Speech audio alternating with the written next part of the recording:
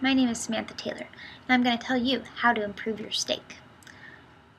We're going to talk about the method called artificial insemination and how it's used in the beef cattle industry. So, there are only 3 ways to motivate people: money, fear, and hunger. That being said, I don't personally know a lot of people who don't appreciate a good steak. It needs to be tender, medium to rare, and have that smoky flavor. Throwing out the flavor and the preference of how to cook a steak, we are left with the consistency. Most people would prefer a nice, tender steak that doesn't have involve vigorous chewing that can leave you exhausted and take away from the atmosphere of your meal. How can you change the tenderness of a steak? One way lies in the genetics of the cattle that are harvested for steaks and other cuts of meat. How can producers enhance the quality of their cattle? By selecting the cattle that they breed, producers are able to increase several factors that contribute to the consistency of a nicely seared steak. Today, I'm going to briefly explain what artificial insemination is, or AI, and how it can be used to aid in improving steak quality. I will begin with a brief history of artificial insemination, as well as definitions associated with the beef cattle industry. Then, I will discuss the pros of artificial insemination and lead into why different breeds of cattle will improve steak quality. First, for some definitions. The Merriam-Webster Dictionary defines artificial insemination as a medical process in which semen is used to make a female animal pregnant without physical contact. Some other definitions used in the beef cattle industry is a cow is an adult female who has had a calf in the past, whereas a heifer is an adolescent female who has never had a calf. A bull is a term used for a male who has male reproductive organs still intact, and beef cattle is a term used for cattle used for meat production. A couple other things. Purebred is when you mate within a breed, like an Angus bull to an Angus cow, and crossbreeding is an act of mating outside of breeds, so a Hereford bull to an Angus cow. Artificial insemination was first successfully used in 1784 on dogs, and a little under 200 years later in the U.S., we began commercializing the artificial insemination process in the dairy cattle industry. It has taken centuries of improvement, experiment, and research to get this process to where it is today. Cattle producers are able to purchase bull semen from all over the world, and can even buy semen with a guarantee on the gender of the offspring. This probably seems like a little more work than it's worth, but there are several advantages to using AI for the consumers as well as the producers. When producers use artificial insemination, it gives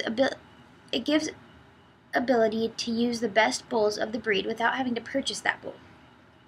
It also improves the production traits in a cattle herd.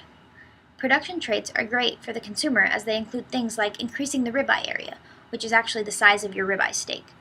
And it also increases the intermuscular fat, which increases the juiciness of your steak.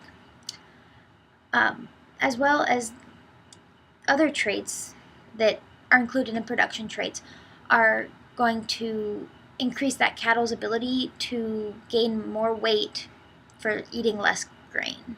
So it's that grain to pound conversion. And you can select for cattle that can gain more weight while eating less.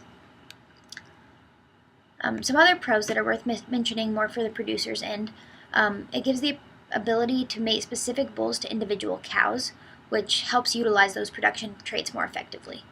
And also, it reduces the number of bulls needed to be kept in a herd.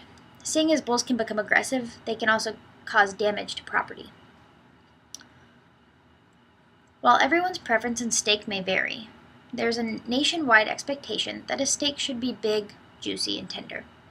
Of course, there are exceptions to this generalization, like those who prefer a lot of fat to chew on those edges of that steak, or those who prefer grass-fed beef with little to no fat. However, as a country and as the number 1 beef producer in the nation, as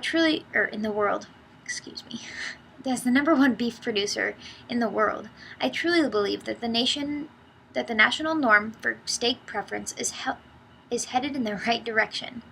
That being said, there are a couple big-time breeds that are used for their desired steak-making qualities. These breeds are crossbred with other breeds or just kept purebred depending on the producer's preference. The first famous breed to mention is the Black Angus, which is a great breed for overall production traits. They are known for their marbling abilities, which is the same as intermuscular fat, and it makes that steak more tender and juicy. The next in line is the Hereford. This breed got its name in the game by consistently maturing faster than its counterpart. And it is also very, very effective at converting feed to muscle. There are several other breeds that are used to increase production traits in a herd, but Black Angus and Hereford, or if you crossbreed them, it's called the Black Baldy, make a majority of the beef cattle population in the U.S. A couple other common or even specialty breeds that you may see are Limousin and Simmental. Both are chosen for their sturdy build, which is desirable for producers if they are looking to produce a larger animal, so more meat for the height or the width of that animal.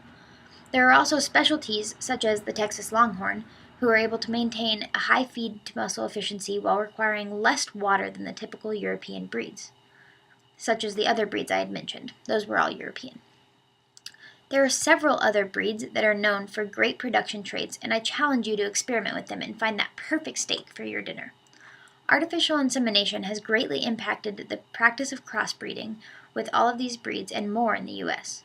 Crossbreeding has also been known to create hybrid vigor, which just means that the offspring of the two different breeds outperforms its parents, and that's great when we're talking about steaks. Well, I hope that the next time you're in a restaurant enjoying that nice juicy steak, you can think about all of the thought and time that went into producing that marvelous piece of meat. With all of the research and time put into this method, the use of AI will surely improve both your dining experience and the American beef producers' overall costs. I hope that this information has enlightened you on all of the genetic planning and preparation that went into that slab of steak and helped you appreciate the everyday decisions made by beef producers. Better genetics equals better food. Simple as that. Thank you.